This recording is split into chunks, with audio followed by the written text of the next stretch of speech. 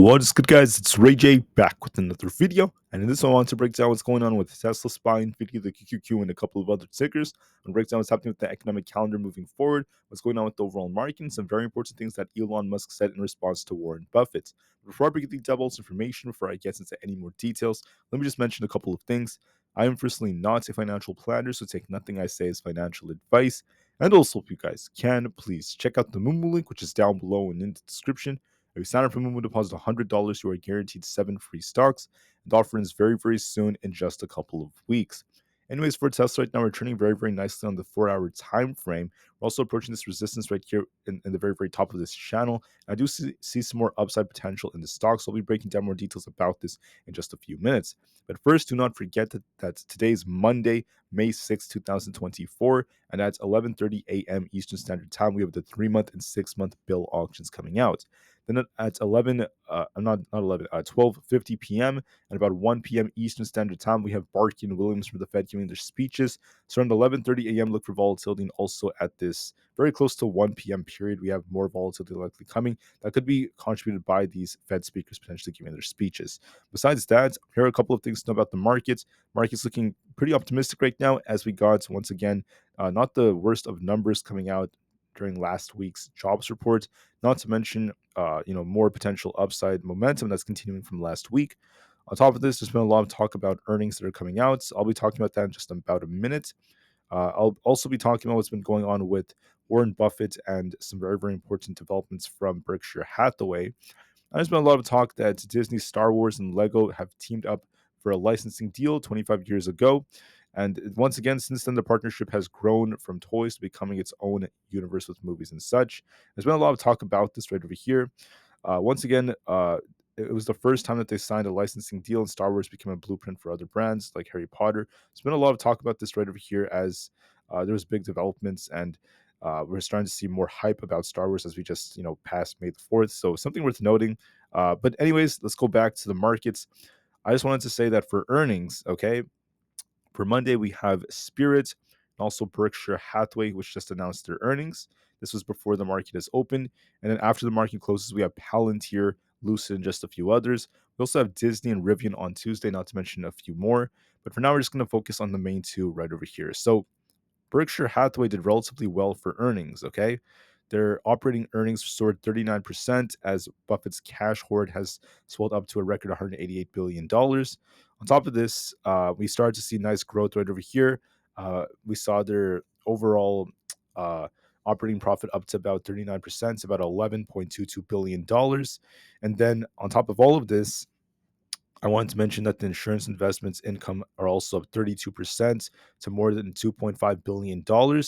And we also saw more and more growth. We saw their railroad business doing relatively well. There was slightly down from the previous quarter, but still not too bad. And we saw nice growth overall, so that's why the share prices are up quite a bit. Now, one thing worth noting is that the company has a record cash hoard right now. It's about $189 billion. That is up from the fourth quarter. And they also mentioned, and this is where Elon Musk comes in, that they cut their stake in Apple by 13%, right? That was right before they announced their dividend. So what comes up, and I'm sorry, not dividend, the buyback. So what comes up from here is that Elon Musk has come out and he wants Warren Buffett to ditch Apple and buy Tesla stock instead. Musk said that it's a very, very obvious move. And that's actually very, very important because we did see, Warren Buffett and Berkshire Hathaway reduce their Apple position by quite a bit over the last 2 quarters. Now, Musk wants Warren Buffett to go all in on Tesla stock after the legendary Wall Street investor sold another 115 million Apple shares. Now, let me just make it clear that not everything Musk says has to be taken literally. He knows that Warren Buffett basically has to diversify, but the point Musk is making is that Tesla is a big buy and the long term is still very, very bright. That's been talked about by Elon Musk. He actually talked about this, and Musk once again is just very, very brutal about this. He's saying that's a very obvious move to buy Tesla. He's implying that Tesla's worth a lot more. That's what another analyst was saying in my video from yesterday. I talked about that. Analysts found that Tesla should be worth over $230 a share right now, in their personal opinion. And they're also talking a lot about AI development and things like that. So Musk is making it very clear that Tesla is a great deal. It's a big win for the future, and he's making that very, very known in his opinion. There's also news that came out that the April deliveries in Germany are out. Tesla did about 1,637, which isn't too bad. The German deliveries are not crazy high, at least as of right now, but they are continuing to grow. You can see that right here. April wasn't the strongest month for Tesla, but when it comes to other sales, at least like in China, we did see an improvement towards the very end of the month. So once again, not the worst of numbers from what I've seen, especially compared to what we've seen in the past. Even though this was a little bit slow, I think that I've seen worse numbers at least last year during periods like that. So we'll see how things go. Looking at this little decrease in April, we'll hope that Tesla gets a nice increase later on, just like how they did in China. And we'll see if anything else changes, at least from this point on. On top of all of this, I just wanted to mention that Musk also revealed that Tesla's software locked cheapest Model Y is offering 40 to 60 more miles of range.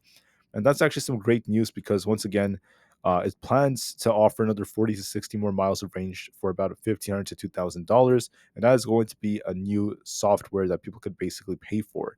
So that's actually very, very interesting, something worth noting. And once again, instead of using the same battery packs capable of more range and software stuff, that is what's going to be used instead. So they have periodically offered cheaper vehicles with shorter ranges, but instead of doing that, once again, they're just going to be focusing on the software aspect of it, which could be used to help improve things just like that. So that's actually very, very awesome. I think that that's going to be very, very cool, as users can now unlock the rest of the battery packs for an additional 40 to 60 miles of range. And it's something that a lot of people may be interested in. So we'll see if that ends up being the case. But that's pretty cool, in my personal opinion. Many people say that this approach is controversial, but I think that it could work very well for Tesla. Anyways, that is it in terms of news about Elon Musk and what he's saying. So Tesla is actually trying to curl right over here, looking a bit more bullish. I did call out this possible inverse head and shoulders like structure that's forming. If we lose that 182 area, we do have a gap to fill all the way down towards this 181.5 area. Then we also have 180, not to mention 178 is key support. Those are going to be some support levels to watch for. As we push higher, look at this 185 to 186 range as our resistance. So it's all the way up here. Breaking through this opens the possibility. So if we break 186, 190 is going to be our next target. There is definitely potential for it to go higher, in my personal opinion. So I do think that Tesla could kind of like start off right here and try to continue to push up to 185. Might struggle a bit to break this for now, but we'll see if it break the 185 range. We're going to be looking for a push all the way up to 188 and 190. Tesla has more upside potential, in my personal opinion. Lo and behold, Nvda, we're also pushing on Nvda. We're at 892 right now. Red resistance. Break that, and our next target is going to be all the way up at $900 a share. Then we have 908 above that. So I see some more upside potential in Nvidia, and I think that there's a very good chance that that is going to be made. For SPY is also trying to push higher. I think that SPY is likely going for resistance right over here towards this 515 area. We also have 512.5 as a support. If you lose that, then we have the 510s coming. But I anticipate that SPY is going to likely shuffle a bit here at 513.5 and eventually try to break it and get closer to 515. So we could be looking for a move a little bit higher. So look and see if SPY can break 513.5 and get up to 515. I find it more probable that it's going to attempt to do so.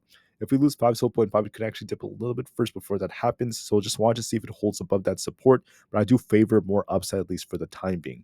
Also for the QQQ, it's pushing up very nicely at resistance at 437.